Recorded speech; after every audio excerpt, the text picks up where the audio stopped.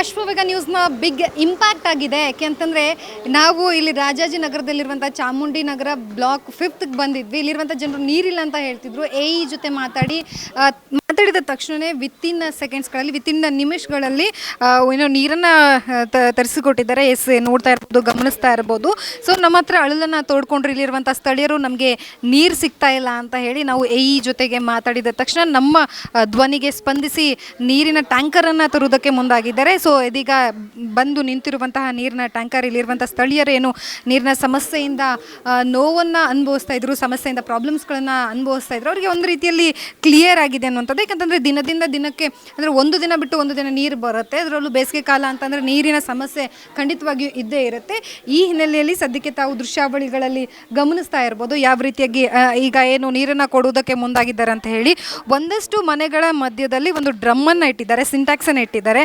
So ಆ ಸಿಂಟ್ಯಾಕ್ಸ್ನ ಮುಖಾಂತರವಾಗಿ ಒಂದಷ್ಟು ಮನೆಗಳಿಗೆ ನೀರಿನ ಸಪ್ಲೈ ಸಹ ಆಗುವಂತಹದ್ದು. ಈ ಟ್ಯಾಂಕನ್ನು ಫುಲ್ ಮಾಡ್ತಾರೆ. ಸೊ ಇಲ್ಲಿಂದ ಸ್ಥಳೀಯರು ತಮಗೆ ಬಿಂದಿಗೆ ಮುಖಾಂತರವಾಗಿ ಮನೆ ಮನೆಗೂ ನೀರನ್ನು ತೆಗೆದುಕೊಂಡು ಹೋಗುವಂಥದ್ದು. ಯಾಕಂತಂದರೆ ಕಾವೇರಿ ನೀರು ಅಷ್ಟು ಫೋರ್ಸಾಗಿ ಬರೋದಿಲ್ಲ ಅನ್ನುವಂತಹ ನಿಟ್ಟಿನಲ್ಲಿ ಈ ರೀತಿಯಾಗಿ ಮಾಡಿರುವಂತಹದ್ದು. ಇಲ್ಲಿರುವಂತಹ ಸ್ಥಳೀಯರು ಸಹ ಸಂತೋಷವನ್ನು ವ್ಯಕ್ತಪಡಿಸ್ತಾ ಇದ್ದಾರೆ. ಸೊ ನಿಮ್ಮ ಚಾನೆಲ್ನ ಮುಖಾಂತರವಾಗಿ ನಮಗೆ ಏನು ನೀರಿನ ಸಮಸ್ಯೆ ಕ್ಲಿಯರ್ ಆಗಿದೆ ಅನ್ನುವಂಥದ್ದನ್ನು ಸಹ ತಿಳಿಸ್ತಾ ಇದ್ದಾರೆ. ದೃಶ್ಯಾವಳಿಗಳಲ್ಲಿ ಗಮನಿಸ್ತಾ ಇರ್ಬೋದು. ಈಗ ನೀರನ್ನು ಹಾಕುವುದಕ್ಕೆ ಮುಂದಾಗಿರುವಂತಹದ್ದು. ಒಟ್ಟಾರೆಯಾಗಿ ಏನೋ ಒಂದು ಬಿಗ್ ಇಂಪ್ಯಾಕ್ಟ್ ಆಗಿದೆ. ಜನರಿಗೋಸ್ಕರ ಅಂತ, ನಮ್ಮ ಧ್ವನಿ ಜನರಿಗೋಸ್ಕರ ಅಂತ ಹೇಳಿ ನೀರಿನ ವ್ಯವಸ್ಥೆನ ಮಾಡಿದ್ವಿ. ಜೊತೆಗೂ ಮಾತನಾಡಿದ್ವಿ. ಅವರ ಸಮಸ್ಯೆಯನ್ನು ಕ್ಲಿಯರ್ ಮಾಡೋದಕ್ಕೆ ಮುಂದಾಗಿದ್ರಿ. ಇಲ್ಲಿ ಸ್ಥಳೀಯರಿದ್ದಾರೆ, ನಾನು ಮಾತಾಡಿಸ್ತಾ ಹೋಗ್ತೀನಿ. ಅಮ್ಮ, ನೀವು ನೀರಿನ ಸಮಸ್ಯೆ ಅಂತ ಹೇಳಿದ್ರಿ. ಸೊ ನಾವು ಮಾತಾಡಿ ಈಗ ನೀರಿನ ಟ್ಯಾಂಕರ್ ನಿಮ್ಮ ಮನೆಗೆ ಬಂದಿದೆ. ಟ್ಯಾಂಕ್ಸ್ ಹೇಳ್ಬೇಕಮ್ಮ, ನಿಮಗೆ ನೀರು ಬಂದರೆ ಸಾಕಮ್ಮ, ಟ್ಯಾಂಕ್ಸ್ ಹೇಳ್ಬೇಕು ನಿಮಗೆ. ಇದು 3ನೇ TV ಅವ್ರು ಬಂದಿರೋದು. ನಮಗೆ ಫಸ್ಟ್ 2 ಸಾರಿ ಮಾತಾಡಿದ್ವಿ.